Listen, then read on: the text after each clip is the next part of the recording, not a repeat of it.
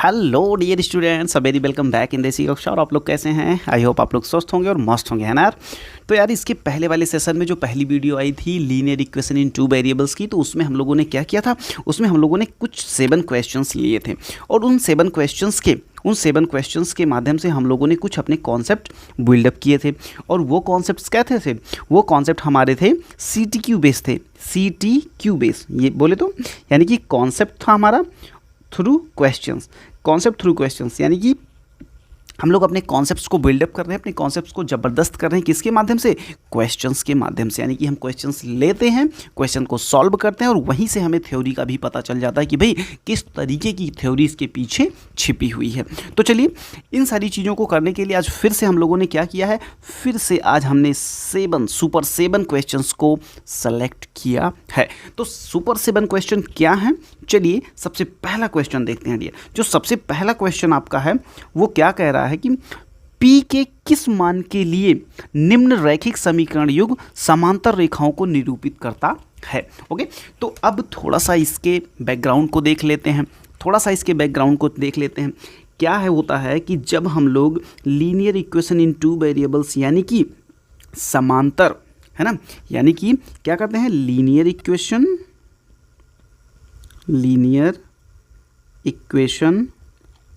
इन two variables,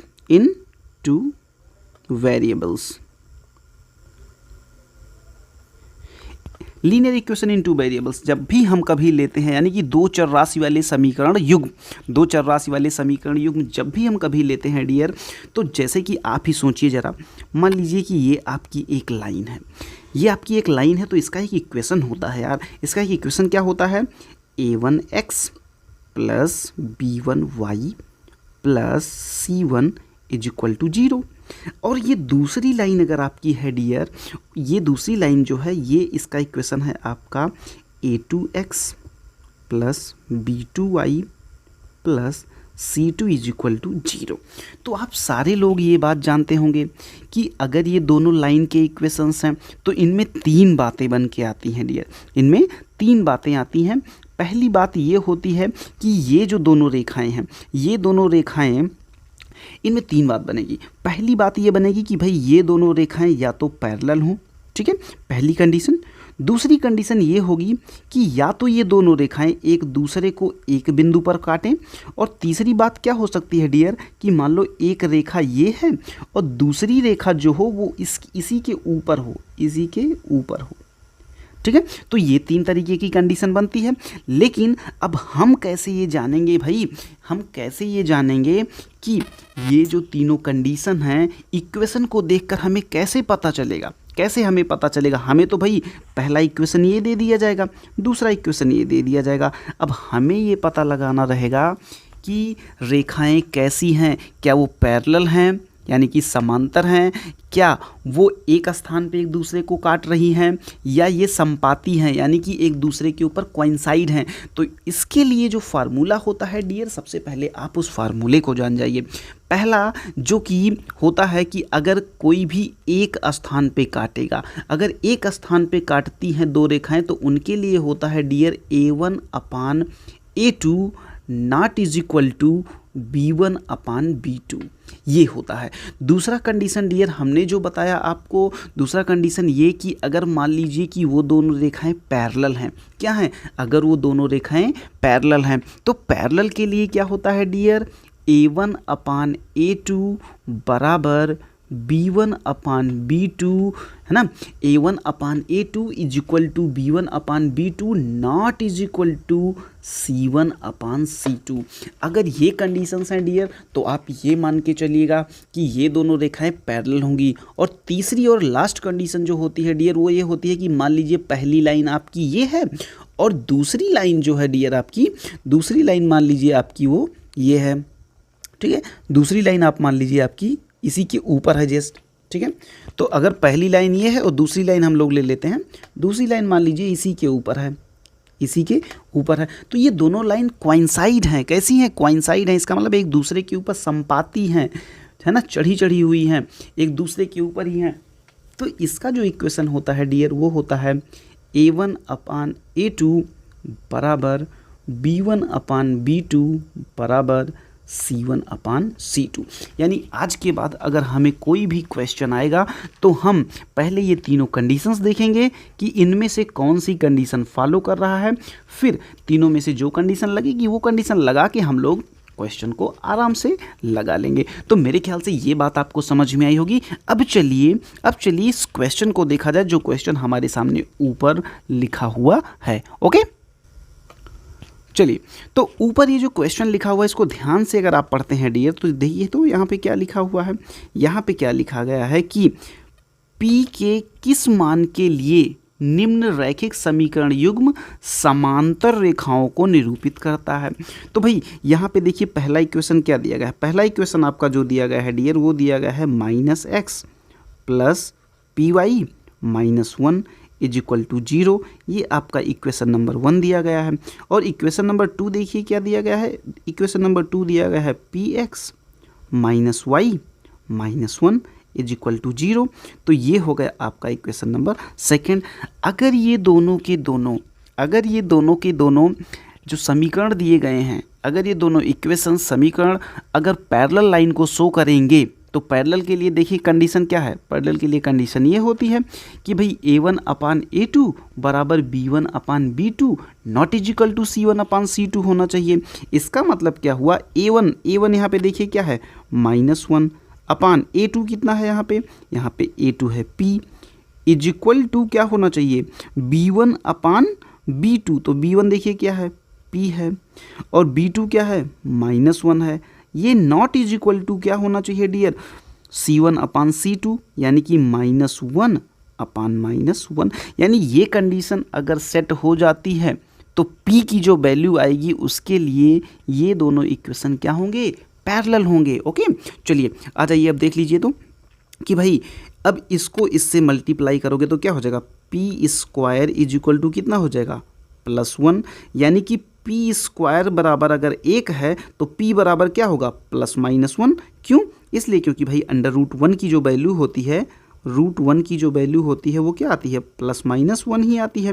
तो इसका मतलब P की दो वैल्यूज़ आई, एक +1 एक -1। लेकिन अब आप सेकंड कंडीशन पे आ जाइए। सेकंड कंडीशन क्या कहता है कि P1 है ना, यानी P/-1 not is equal to -1/-1। यानी कि P की जो वैल्यू होनी चाहिए, इधर देखिए जो -P इज इक्वल टू क्या होगा 1 होगा, और यानी कि -P not is equal to 1 होना चाहिए। यानी कि P not is equal to -1 होगा। क्या होगा P not is equal to -1। तो आपने यहाँ से देखा, यहाँ से दो वैल्यूज आ रही थी P की, एक +1 आ रही थी, एक -1। लेकिन इसमें से -1 वाली वैल्यू क्या होगी, -1 वाली जो आपकी वैल्यू है ये रिजेक्ट हो जाएगी। आपका P का जो प्योर वैल्यू आएगा वो क्या आएगा, वो आपका P का वैल्यू आएगा 1, जिसके लिए ये इक्वेशन और ये इक्वेशन, ये दोनों लाइंस जो होंगी वो कैसी होंगी, वो दोनों लाइन पैरेलल होंगी। वो क्या होंगी, पैरेलल होंगी। तो यहाँ से आपको ये बात डियर समझ में आई होगी कि अगर कभी भी दो इक्वेशंस दिए गए हैं और उन दोनों इक्वेशंस में हमें कोई भी कंडीशन निकालना हो, मान लो कि वो कोइंसाइड यानी एक यूनिक सोल्यूशन निकालना हो, अगर एक स्थान पे काटती हैं तो उनका यूनिक सोल्यूशन यानी केवल एक ही सोल्यूशन निकलता है। अगर दोनों रेखाएं पैरेलल होती हैं तो पैरेलल की केस में नो सोल्यूशन आता है। और तीसरा जो कंडीशन होता है डियर, तीसरा होता है कोइंसाइड कर जाती हैं, संपाती होती हैं, तो ऐसे में इनफाइनाइट मेनी सॉल्यूशंस यानी कि अनंत हल निकलते हैं। तो ये बात अगर आपको पता है तो बहुत ही आसानी से आप इस क्वेश्चंस को लगा लेंगे। तो मेरे ख्याल से पहला क्वेश्चन आपका बहुत ही ज़बरदस्त हुआ। चलिए अब हम लोग लेते हैं क्वेश्चन नंबर नेक्स्ट। ओके, हाँ डियर, तो जो अगला क्वेश्चन है डियर उसको आप बहुत ध्यान से देखिए।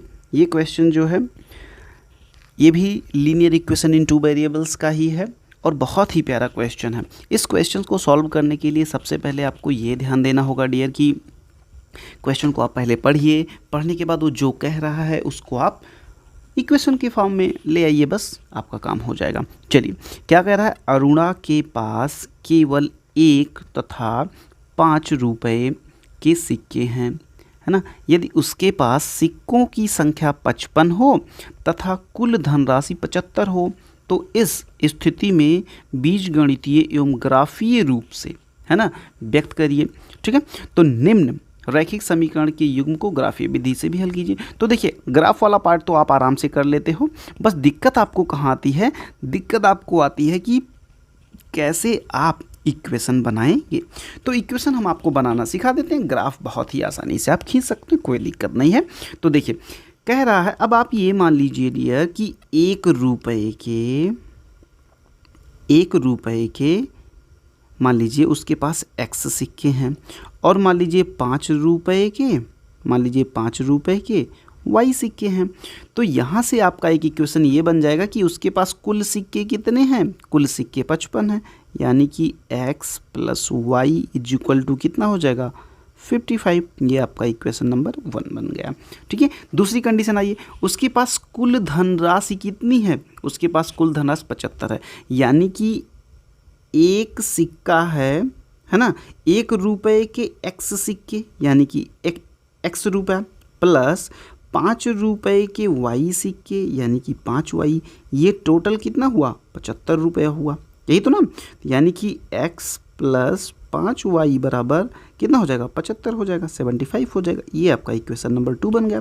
बस अब आप इक्वेशन 1 और इक्वेशन 2 की हेल्प से अपना क्वेश्चन आराम से सॉल्व कर सकते हैं। कैसे कर सकते हैं, इधर देखिए, यहाँ पे आप करिए x + y = 55, दूसरा करिए आप x + 5y = 75 यानी 75। अब आप क्या करिए, ये इक्वेशन 1 है, ये इक्वेशन 2 है, पहले में से आप दूसरा घटा लीजिए, जैसे ही घटाएंगे यहाँ पे माइनस, यहाँ पे माइनस, यहाँ पे माइनस, ये तो दोनों आपका चला जाएगा।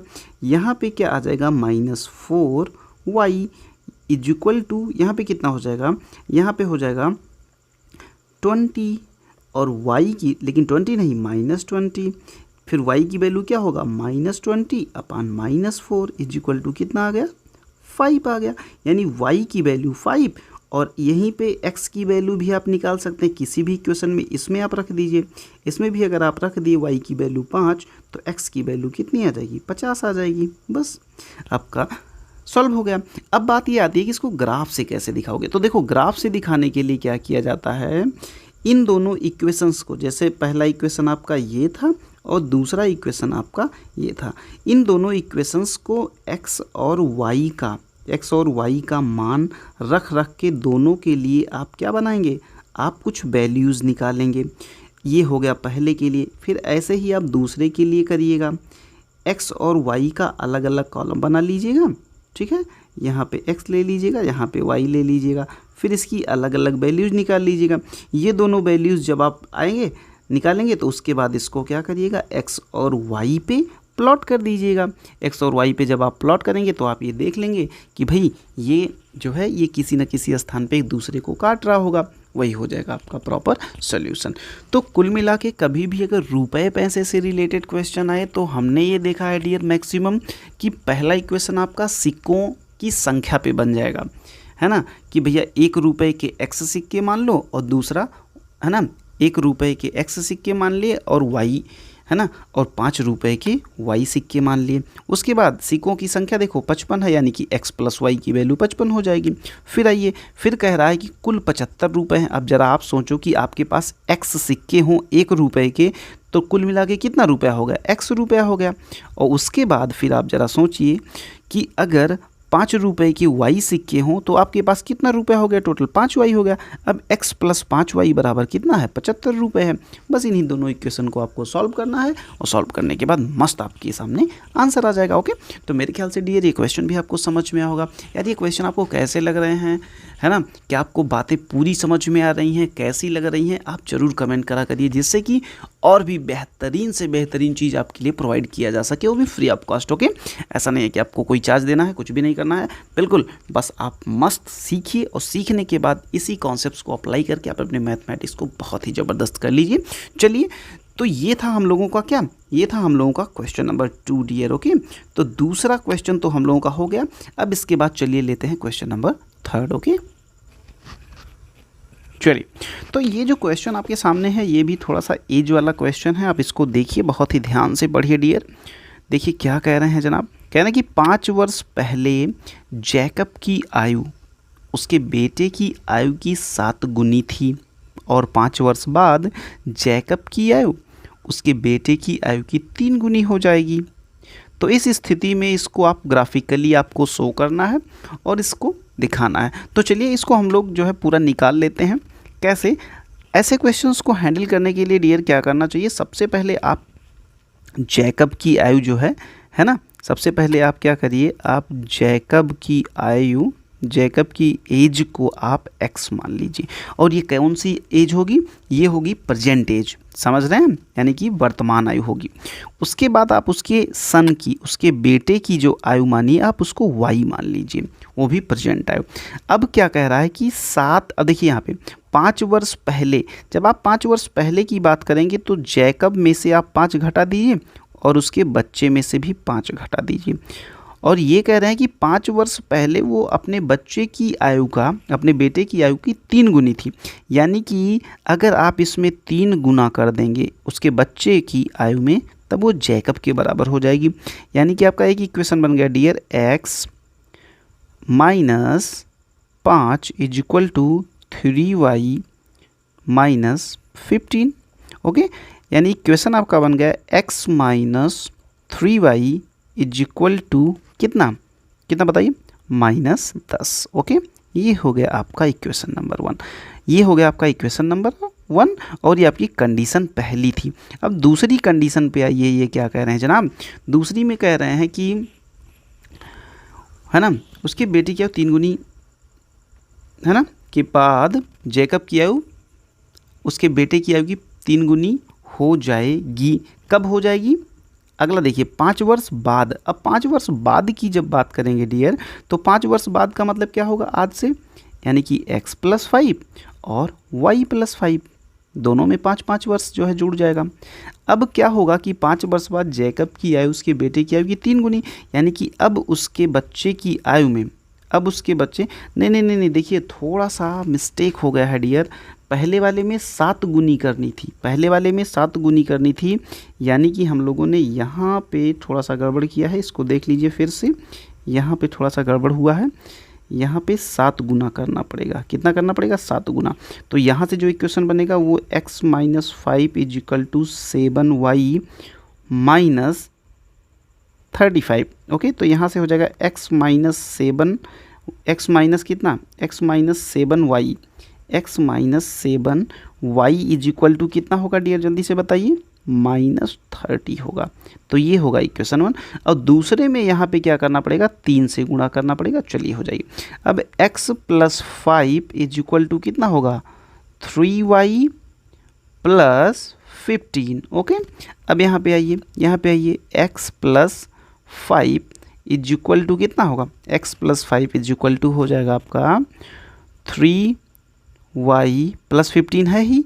अब इसको इधर ले आइए, x minus 3y is equal to हो जाएगा ये आपका कितना, ये हो जाएगा आपका 10, ये हो जाएगा आपका 10। ये हो गया आपका इक्वेशन नंबर 2। अब इक्वेशन 1 और इक्वेशन 2 से आप सॉल्व कर लीजिए, बहुत ही आसानी से ये दोनों क्वेश्चन सॉल्व हो जाएंगे आपके। चलिए कर लेते हैं। तो पहला इक्वेशन आप यहाँ पे उठा लाइए, पहला इक्वेशन यहाँ पे क्या हो जाएगा, x minus 7y is equal to कितना हो जाएगा, -30। पहले इक्वेशन में से दूसरा इक्वेशन घटा लीजिए, यहाँ पे माइनस हो जाएगा, यहाँ पे प्लस और यहाँ पे प्लस, तो ये हो जाएगा कितना, 4y इज इक्वल टू 40। तो y इज इक्वल टू कितना, 40/4 इज इक्वल टू 10। अब y की वैल्यू को आप किस में रख दीजिए, y की वैल्यू को आप कहीं भी रख दीजिए। चलिए इक्वेशन नंबर 1 में ही रख देते हैं, है ना, 1 में रख दीजिए, या आप इक्वेशन नंबर 2 में रख दीजिए। चलिए इक्वेशन नंबर 2 में रख दीजिए y की वैल्यू। तो जैसे ही आप रखेंगे तो x minus 30 is equal to 10, तो y इज इक्वल टू कितना हो जाएगा, y इज इक्वल टू हो जाएगा 40। तो यहाँ से x का मतलब किसका है ना, x का मतलब जैकब की उम्र है, और y का मतलब क्या है, उसके सन की। तो y की आ गई कितना, यहाँ से x की वैल्यू आई ना भाई, यहाँ से x की वैल्यू आई है, यहाँ से x की वैल्यू आई है, तो यहाँ से x की वैल्यू आई है, ठीक है। तो यानी कि x की वैल्यू आ गई 40 और y की वैल्यू आ गई आपकी डियर कितना, y की वैल्यू आपकी आ गई कितना, 10। ओके, तो यानी कि जैकब की उम्र 40 और उसके बेटे की उम्र 10।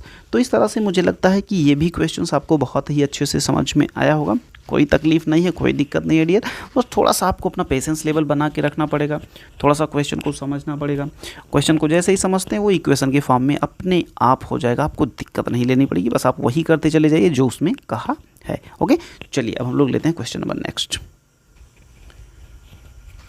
हाँ डियर, तो आपका जो नेक्स्ट क्वेश्चन है क्वेश्चन नंबर 4 है डियर। ये क्वेश्चन नंबर 4 को बहुत ही ध्यान से देखिएगा। क्या कह रहे हैं कि दो संख्याएं जो 5:6 के अनुपात में है, ठीक है, यानी कि 5:6 5:6 के अनुपात में है ना। यदि प्रत्येक संख्या में से 8 घटा दिया जाए तो यह अनुपात कितना हो जाता है? यह अनुपात आपका हो जाता है 4:5, यानी कि 4:5 हो जाता है।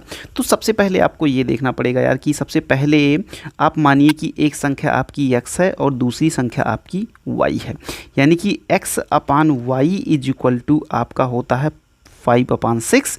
यहाँ से आपका एक इक्वेशन बन जाएगा क्या? 6x minus 5y is equal to 0। ये हो गया आपका इक्वेशन नंबर 1। अब देखिए दूसरा क्या कह रहा है, दूसरी कंडीशन ये कह रहे हैं कि अगर हम x में से 8 घटा दें और y में से भी 8 घटा दें, तो दोनों में से अगर आप प्रत्येक संख्या में से 8 घटा देते हैं तो जो रेशियो आता है वो आपका आता है 4:5 का। अब सीधी सी बात है, इसका भी एक इक्वेशन बना लीजिए। तो ये हो जाएगा कितना? 5x minus 40 is equal to कितना हो जाएगा?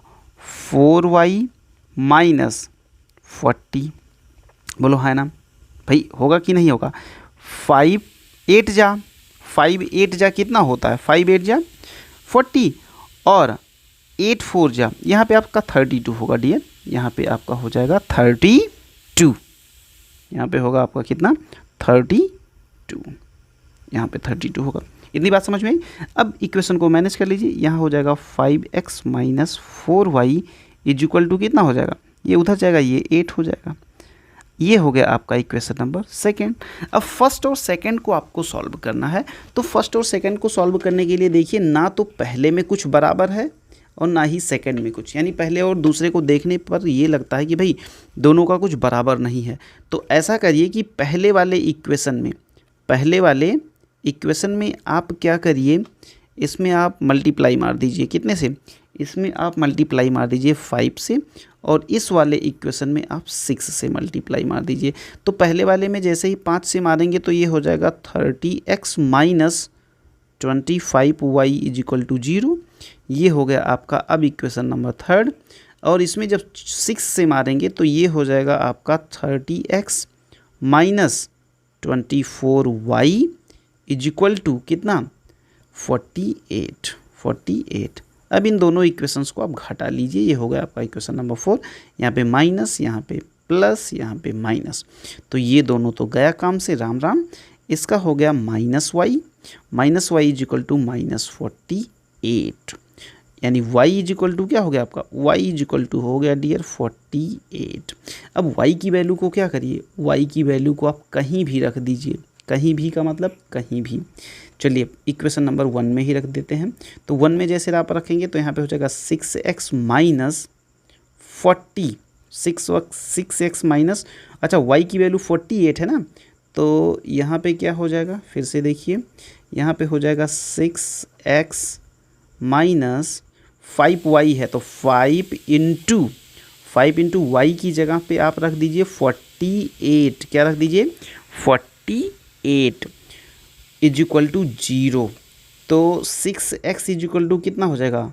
5 8 जा 40 और 5 4 जा 20 और 24,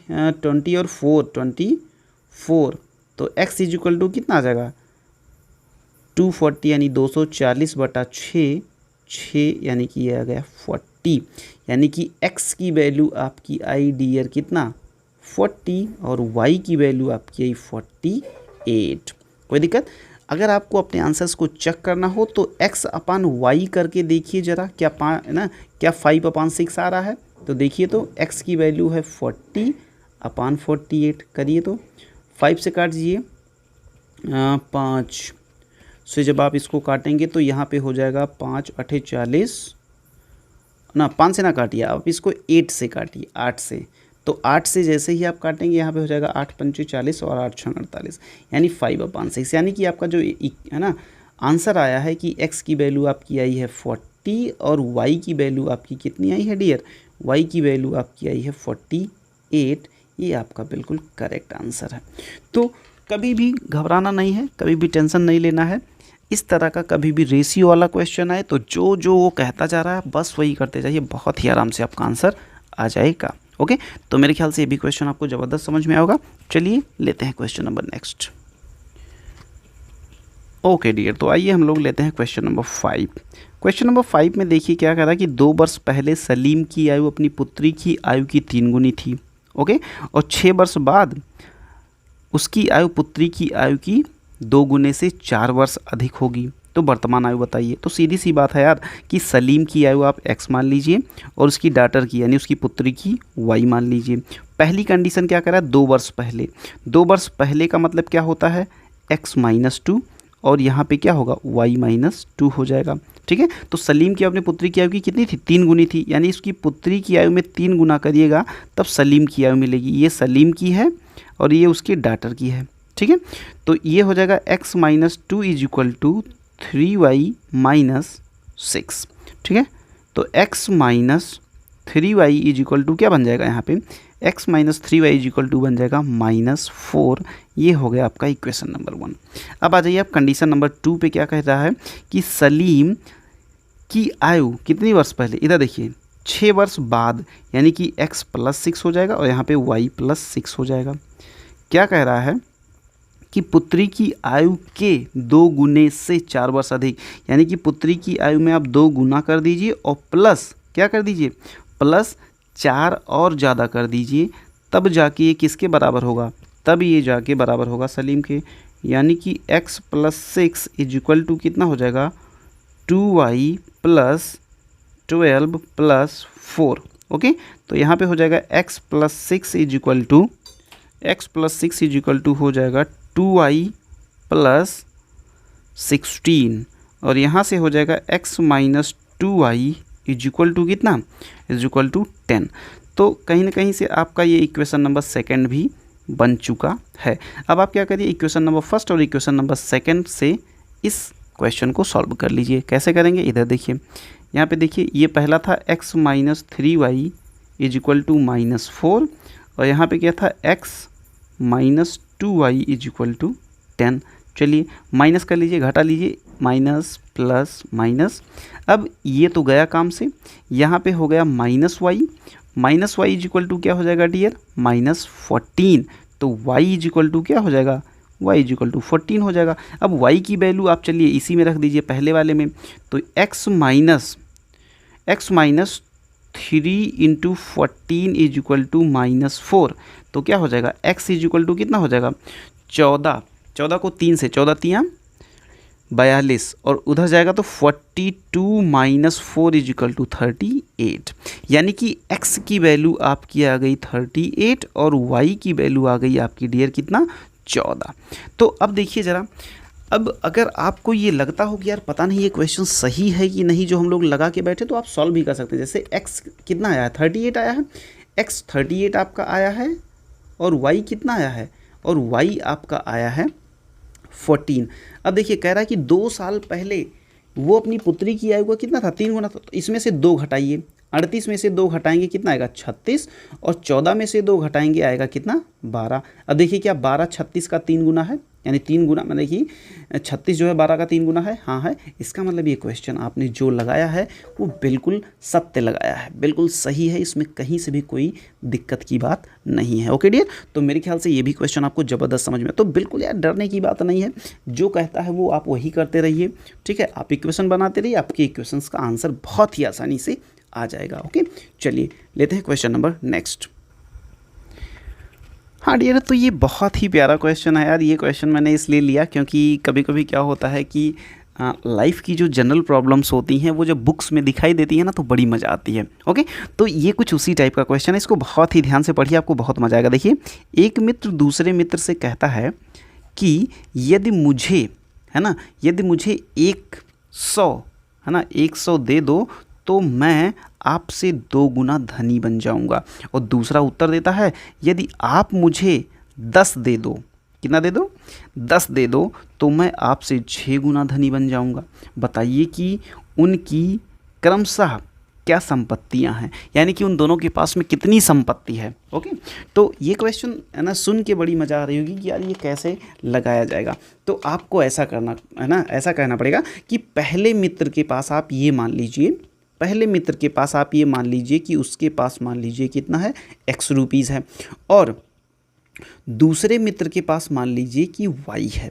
अब चलिए आ जाइए कंडीशन नंबर पहली कंडीशन क्या कह रहा है, पहला मित्र दूसरे मित्र से कहता है कि यदि तुम मुझे 100 रुपये दे दो, यानी कौन दे दे, y दे दे। अच्छा ज़रा ये बताओ कि अगर x 100 रुपये लेगा तो x क्या हो जाएगा, x प्लस 100 हो जाएगा, और उसी समय जो y 100 रुपये दे रहा होगा तो क्या हो जाएगा, y माइनस 100 हो जाएगा।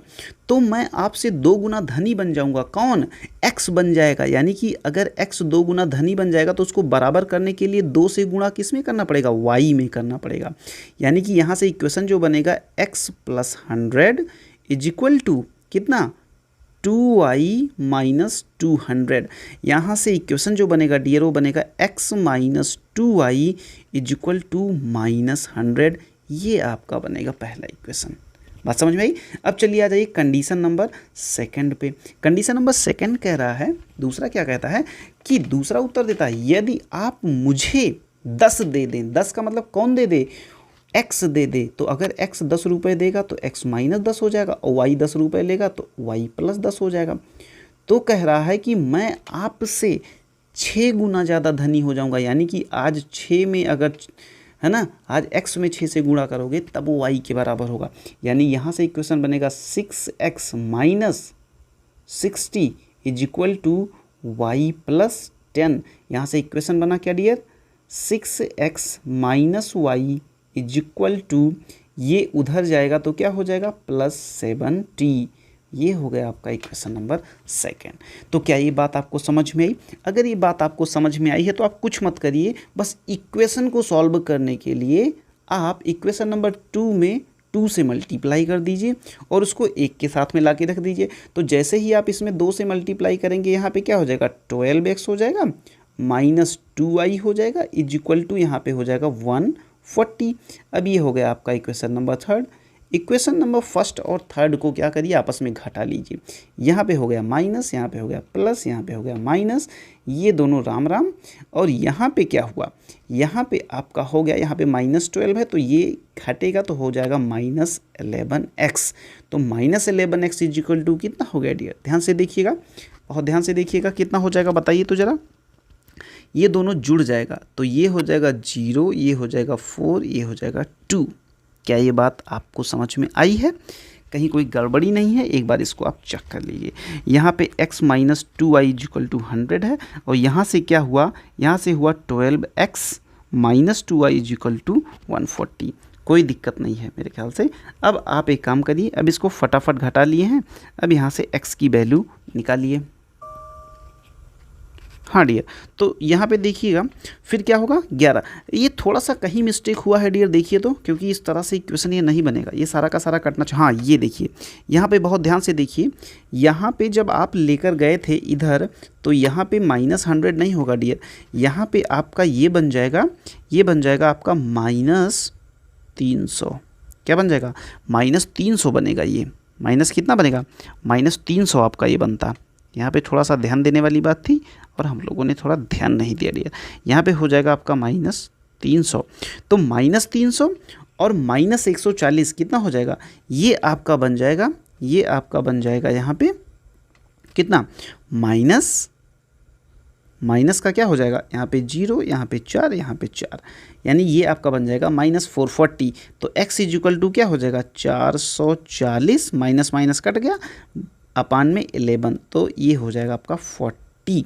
तो x की वैल्यू आई आपकी 40, तो y की वैल्यू आप कहीं भी उठा के रख दीजिए डियर, वो आपको वैल्यू दे देगा।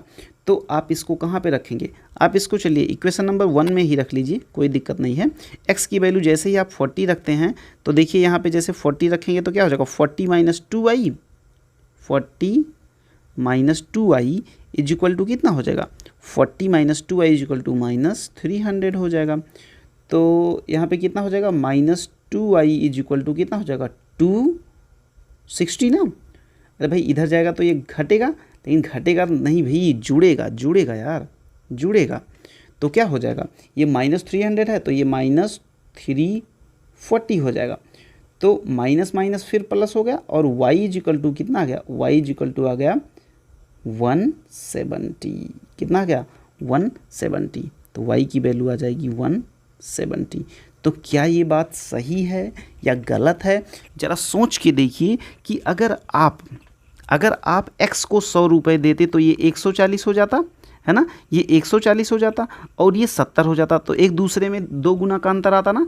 हाँ बिल्कुल आता। ऐसे ही आप दूसरा भी हल करेंगे ना, दूसरा भी जब आप जो है उसको चेक करेंगे तो आपको ये मिलेगा कि भाई वो बिल्कुल सही क्वेश्चन है, वो बिल्कुल क्या है, सही क्वेश्चन है। ओके, तो मेरे ख्याल से ये क्वेश्चन आपको ज़बरदस्त समझ में आया होगा। तो चलिए डियर, आज इतना ही करते हैं और यानी कि यहाँ तक आपको ये बात समझ में आई होगी कि कैसे क्वेश्चंस के थ्रू हम लोग अपने कॉन्सेप्ट्स को बिल्डअप करते हैं।